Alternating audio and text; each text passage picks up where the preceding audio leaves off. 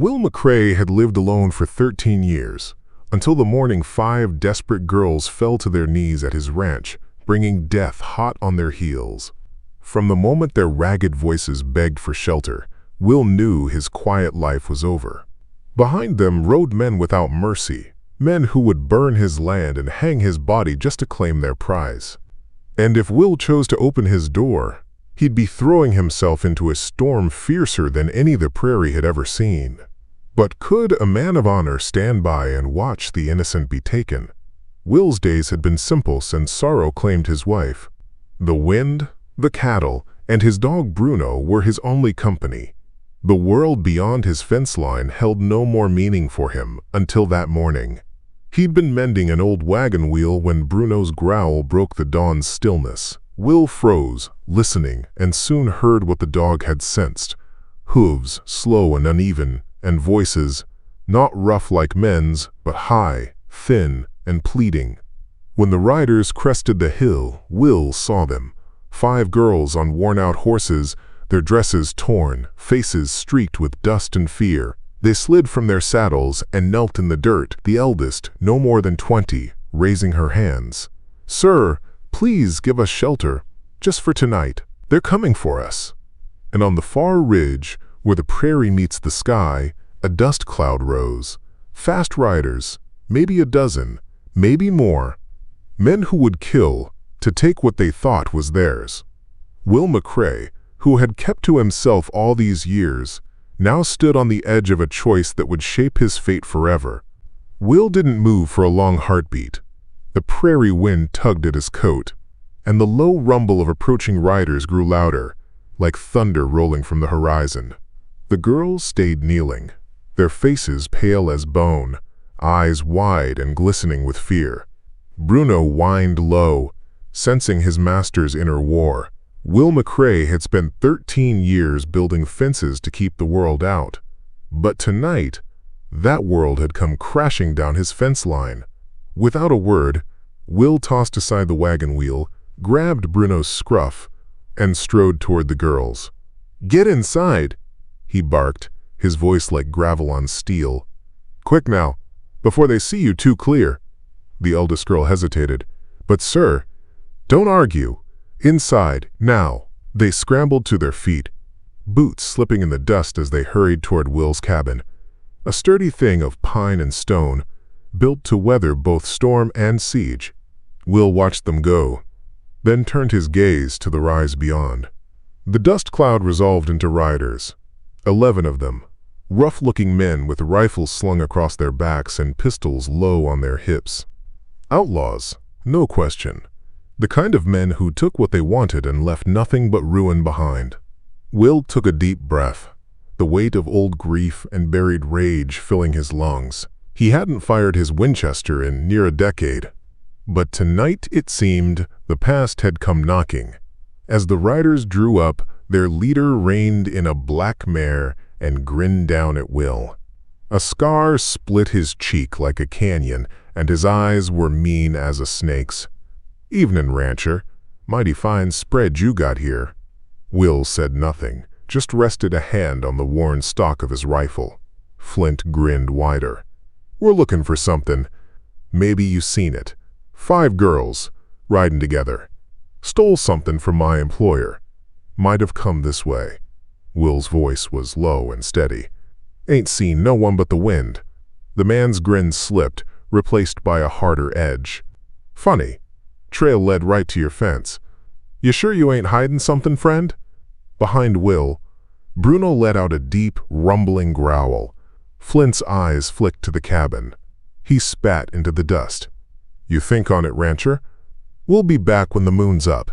And if we find out you've been lying," he tapped the butt of his revolver against his thigh, the unspoken threat hanging heavy as storm clouds. They wheeled their horses and rode off, the dust of their passing stinging Will's eyes. He stood alone in the gathering dark, the wind cold against his skin. The girls waited in the shadows of his cabin, watching him with hope and terror mingled in their gaze. Will McCrae knew what the night would bring. Blood, fire, a reckoning long in the making. And he knew one thing more. He'd stand his ground, come what may. Will stepped inside the cabin, bolting the heavy oak door behind him. The air inside was thick with tension. And something else. Fear so sharp you could taste it. The girls stood huddled near the hearth, their eyes glinting in the firelight. Bruno settled by the door, his ears perked for the first sign of trouble. Will's gaze swept over the five of them.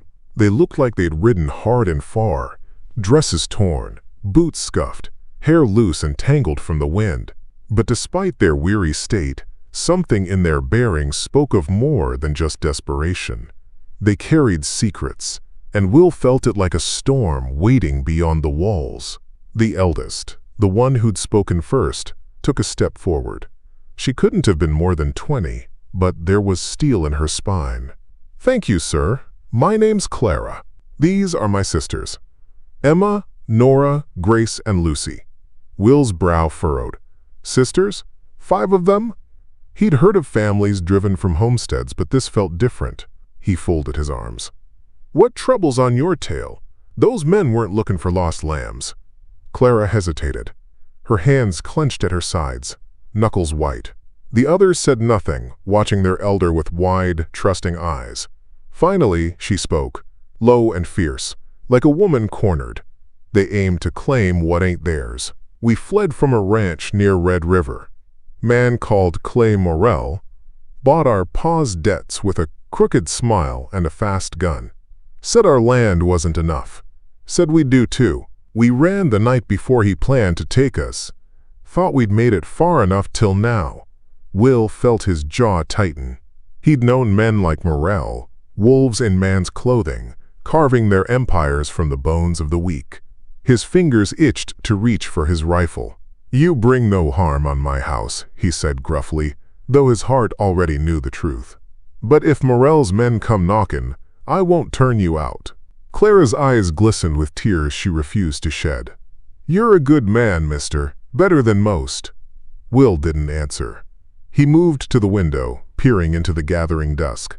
The dust of the riders was gone, but the scent of danger still hung heavy. He could feel the night closing in, tight as a noose. And somewhere out there, Flint and his men were planning their return. Outside, the wind picked up, and with it, the first drops of rain began to fall. A storm was coming, and not just from the sky. The rain came slow at first, fat drops pattering on the roof like the first taps of a funeral drum. Will stood at the window, staring into the gathering night, his face etched with lines of worry and resolve. Bruno pressed his nose to the crack beneath the door, ears twitching at every distant sound. Inside the cabin, the girls huddled closer to the fire, their damp dresses steaming in the rising heat. The youngest, Lucy, no more than 13, clutched a locket to her chest, her lips moving in silent prayer. Grace tended to a scrape on Emma's arm, tearing a strip from her own sleeve for a bandage. Nora, quiet and watchful, kept her gaze fixed on Will as if drawing strength from the stoic rancher. Clara approached him, her boots soft on the wooden floor. The flickering lamplight caught the gold glint of a ring on her finger. Worn thin, a family heirloom, no doubt. "Mr. McCrae," she said quietly, "we can't ask you to fight our battle. If you turn us out, we'll understand. You've no cause to risk your life for strangers." Will didn't look at her.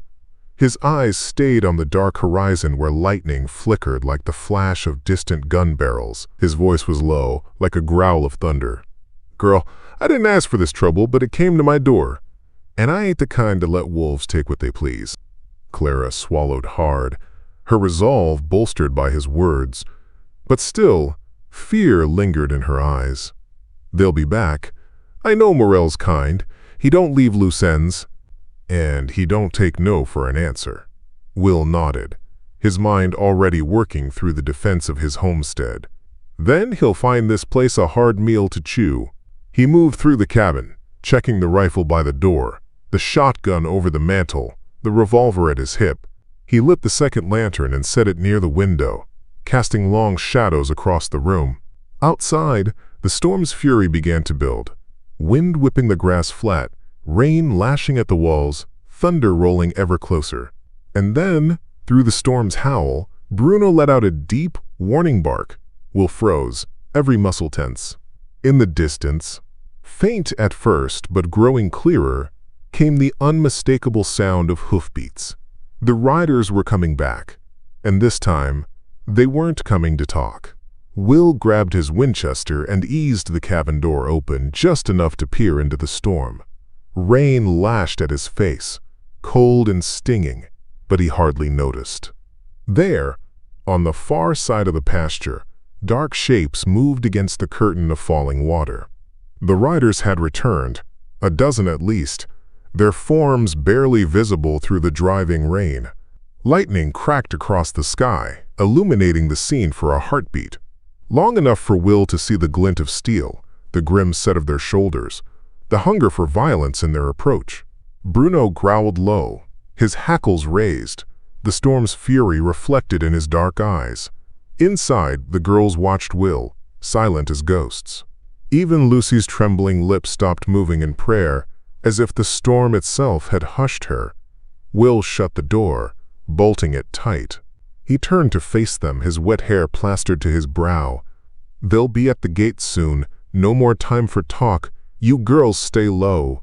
If they breach the door, you fight with anything you can grab. This cabin's small. That's our one advantage. They'll have to come in one or two at a time." Clara squared her shoulders. "We won't cower, sir. We've fought before. We'll fight again." Will almost smiled, despite the storm and the danger. "I reckon you will." The thunder boomed so loud it shook the cabin's timbers. And then a voice rang out through the storm, carried by the wind. Flint's voice, taunting and cruel. "Will McCrae, we know you're in there.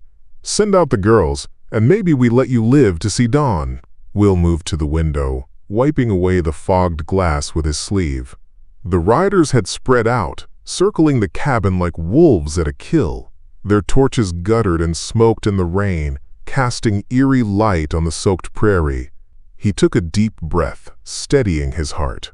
The time for choices had ended. Now came the time for action. Lightning split the sky again, and Will raised his rifle, sights trained on the scarred face of the man who'd brought death to his door. The first shot of the night cracked through the storm like a judge's gavel, and with it, the battle for Will McCrae's ranch had begun. The crack of Will's rifle cut through the storm like a bolt of pure fury. In that blinding flash of lightning, the shot found its mark.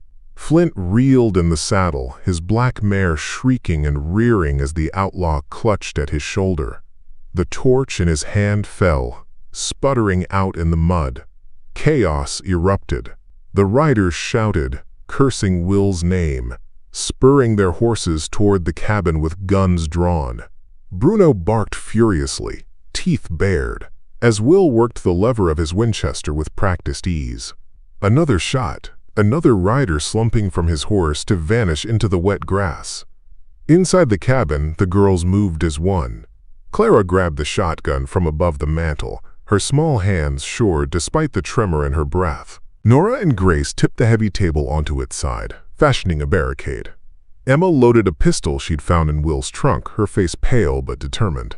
And little Lucy? She clutched a carving knife, knuckles white, her wide eyes locked on the door. Will fired again, the boom of the rifle lost in the thunder's roar. A third man tumbled from his mount, his body lost to the storm and night. But the outlaws were upon them now. Shots rang out, splinters flying as bullets chewed into the cabin's walls. Will ducked behind the window frame, heart pounding, ears ringing with the din of gunfire and storm. A voice bellowed through the night. Flint's, thick with pain and rage. "Burn 'em out! Bring the oil! We'll smoke 'em like rats!" Will's blood turned cold. Fire. In this storm, it'd be madness. But Flint's men were mad with hate and greed. Will knew that all too well. He glanced back at the girls. Clara met his gaze, fierce and unafraid. "What's your plan, Mr. McCrae?" Will gritted his teeth. "Plan simple. We make sure they pay for every inch they try to take." Outside, the outlaws dismounted, closing in on foot. Torches flared in the rain, and the smell of oil mingled with the storm's clean scent.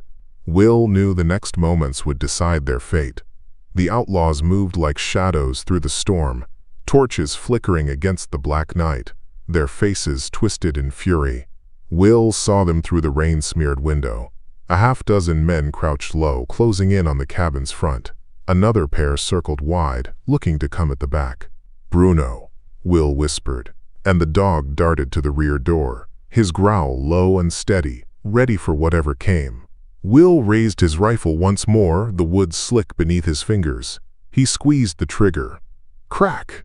And another torchbearer fell, his flames snuffed out in the mud. But the others came on, heedless of their fallen. Flint's voice rose above the storm. "Light it! Burn it down! I want their screams!" Will's jaw clenched. He turned to Clara. "Get water. Douse the floor near the door. If they get fire to it, we'll lose the whole place." Clara grabbed the water pail and worked fast, splashing the boards as Will fired again. A shot from outside shattered the lantern on the table, plunging the cabin into deeper shadow. The girls moved like wraiths, silent and sure, each knowing what was at stake. Grace hefted a heavy skillet, eyes hard as steel. Nora fetched another bucket of water. Emma knelt by the window, pistol ready, watching for shapes in the dark. And Lucy, little Lucy, she slipped to Bruno's side at the back, knife gripped tight, the storm's fury reflected in her gaze. Outside, flames licked at the cabin's base as oil-fed torches found dry wood. Smoke billowed, choking and bitter. Will's mind raced. If the fire caught, the storm wouldn't save them. They'd burn alive or die at the outlaws' hands when they fled the flames. He fired again, dropping a man who tried to set the porch alight. The outlaw's torch sputtered in the mud, steam rising where rain met oil.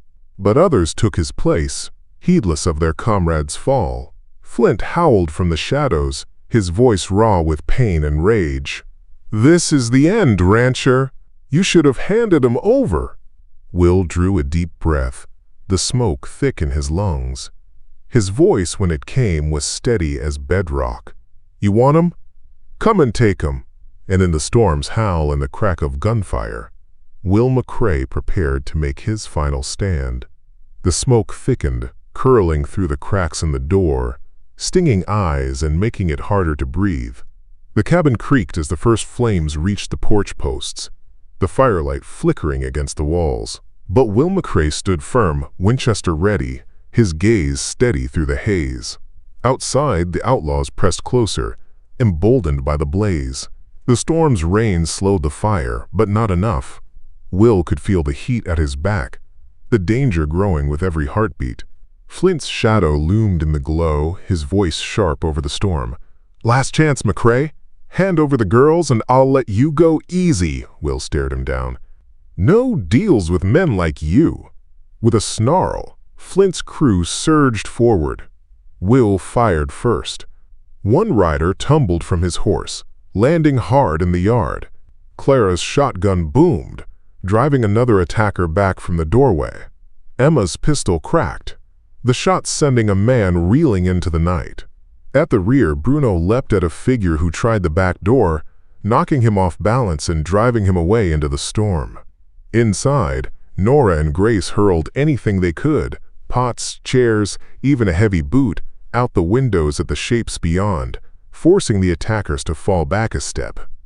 The outlaws hesitated, firelight dancing at the edges of their courage. Flint's voice rose again, fierce with anger. "Burn it down! End it!" Will's heart pounded as his ammunition ran low, and the walls seemed to close in with heat and smoke. But in the faces of those girls, brave and unbroken, he saw only strength. He met Clara's gaze. "Time to finish this." Clara nodded, her face streaked with soot and rain.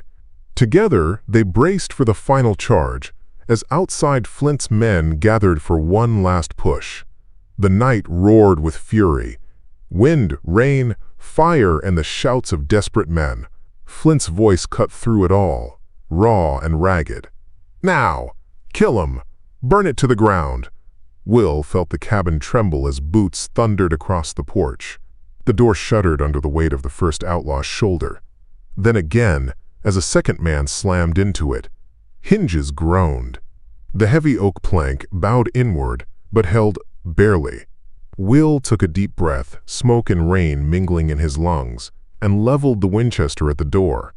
Beside him, Clara clutched the empty shotgun like a club, eyes blazing.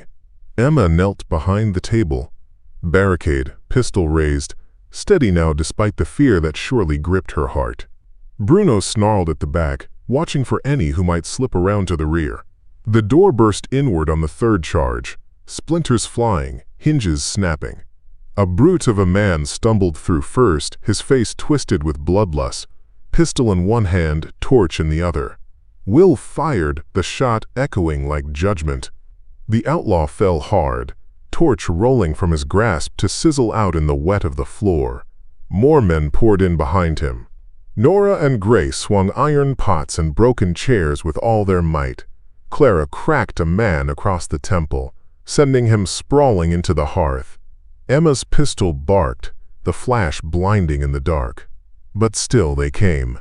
Will's rifle emptied. He dropped it, drawing his revolver. A shot, close and loud, dropped another attacker. But for every man who fell, it seemed two more forced their way through the shattered door. And then came Flint.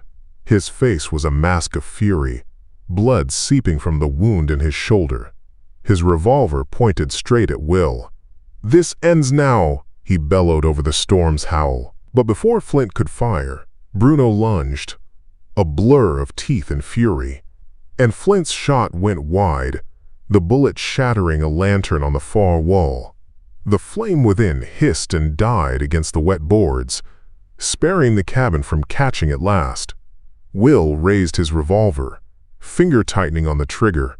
The world seemed to slow, storm, fire, blood, and fear all crashing together in that one heartbeat. Flint's finger tensed on the trigger again, but Bruno's weight drove him back, the dog's jaws clamping hard on his gun arm. The outlaw howled in pain, his shot going wild, the bullet thudding harmlessly into the cabin wall. Will didn't hesitate. He fired once, twice. The revolver's roar deafening in the tight space. Flint staggered back, the fury draining from his eyes. He crumpled to the floor, Bruno standing over him, growling low, daring any man to come closer. The remaining outlaws froze. The storm howled around them, the fire smoke choking the air, and yet in that instant, it was the silence that rang loudest. Without Flint's voice driving them, the fight bled out of the men like the rain soaking their clothes. Will stepped forward, gun raised, his eyes hard as the land itself. "Get out!"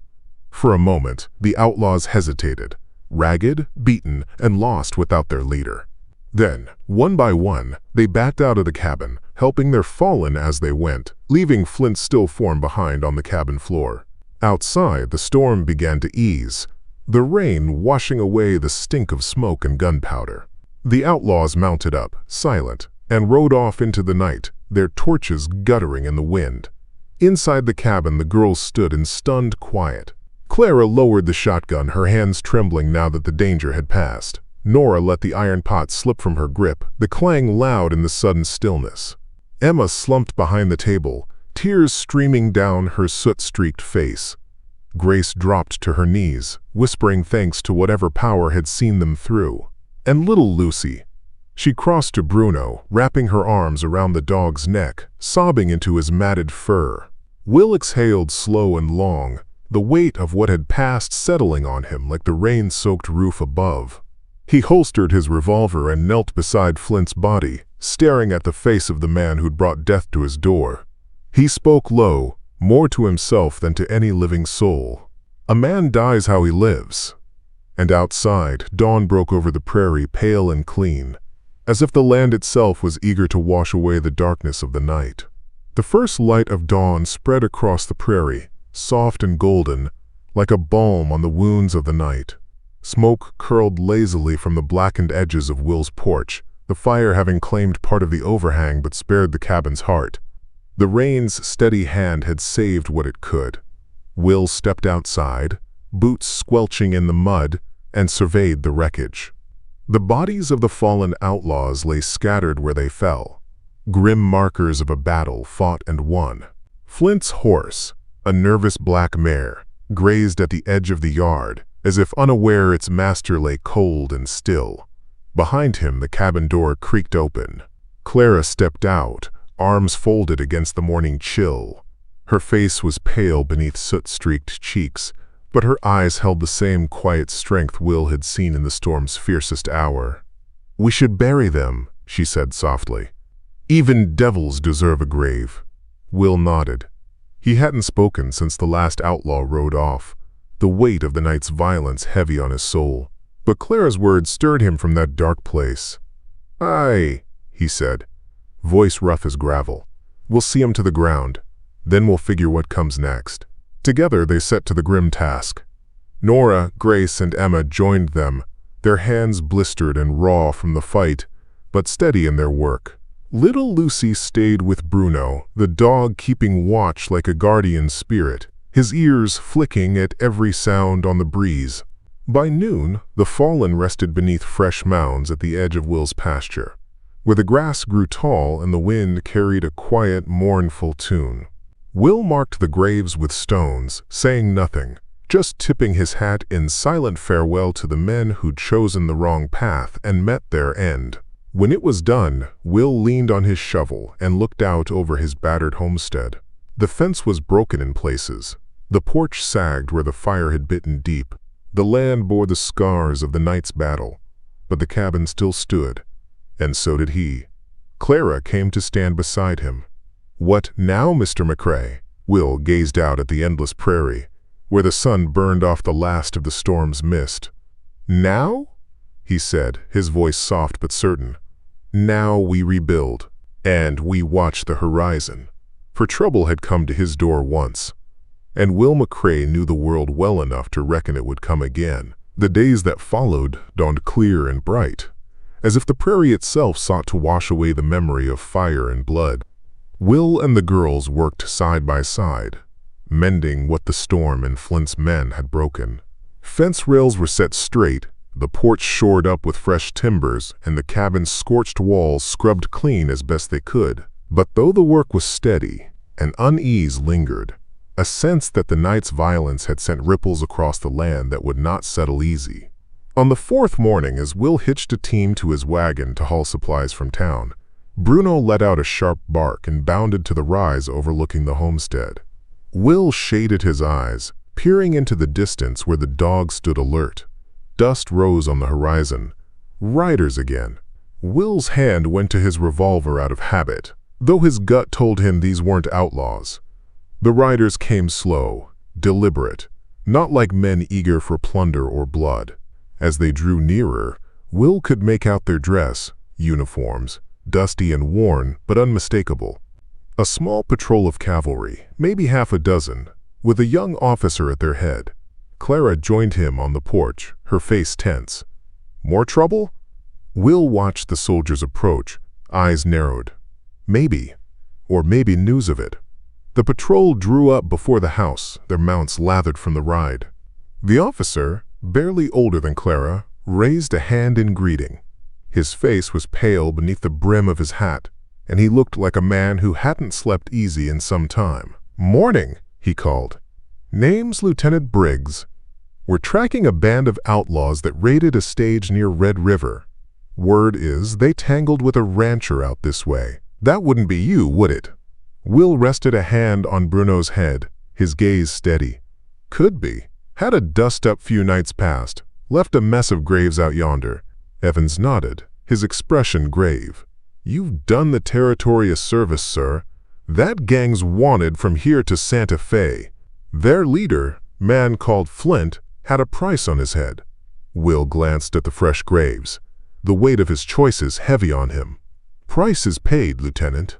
Evans dismounted, glancing at the battered cabin, the patched fence, the weary faces of the girls watching from the doorway. "You've seen hard times here. Anything we can do?" Will shook his head. "We'll manage. We always do." But as Evans mounted up again and the patrol rode off toward the horizon, Will's eyes lingered on the dust they left behind. Trouble had come once, and might come again. But for now, the prairie was quiet. And for now, that was enough. The cavalry patrol's dust trail faded into the distance, and with it, the last echoes of gunfire and fury seemed to slip away on the morning breeze. But Will McCrae's heart remained heavy. For a man who's seen such trouble knows peace is often just the quiet before the next storm. Back at the cabin, the girls resumed their chores. Clara scrubbed the soot from the porch, her hands worn but determined. Nora mended torn clothing by the window, pausing now and then to scan the horizon, as if expecting the prairie to stir up fresh trouble. Grace and Emma worked together, tending the small garden Will's late wife had planted long ago, a patch of green stubborn enough to survive even these hard times. And Lucy, sweet Lucy, sat with Bruno beneath the shade of the cottonwood, humming a soft tune, her eyes following the clouds. Will leaned against the porch post, arms crossed, watching them all. They'd stood strong, these girls. More courage in their small hands than most men carried in their whole bodies. But what now? He couldn't rightly send them on their way, not with the land crawling with dangers both seen and hidden. And yet, keeping them here meant more risk. What had happened at his ranch wouldn't go unnoticed by the kind of men Flint had ridden with. The afternoon passed slow and hot. The storm's memory baked into the dry earth. Will hitched the wagon and rode into town for supplies, Bruno loping along beside. Folks stared when he arrived, whispers trailing behind him like dust from his wheels. The tale of the stand at McCrae's cabin had already spread, how the lone rancher and 5 girls faced down a gang of outlaws, and how their leader had fallen at Will's hand. The blacksmith tipped his hat. The storekeep gave him a small smile. Even the sheriff, a man who'd once eyed Will's quiet ways with suspicion, clapped him on the shoulder and said, "You done good, McCrae." But Will felt no pride in it, only the weight of what it had cost.